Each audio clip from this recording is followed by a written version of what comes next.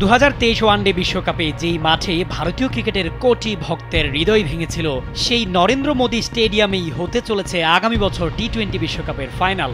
Eden garden বা ওয়াংখেড়ের মতো ঐতিহ্যবাহী মাঠগুলো বাদ দিয়ে আবারও গুজরাটে ফাইনালের আয়োজন।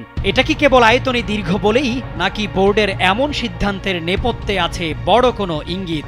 অনেকের প্রশ্ন, ভারতীয় ক্রিকেট বোর্ডে কি রাজনৈতিক হস্তক্ষেপের ইঙ্গিত মেলে?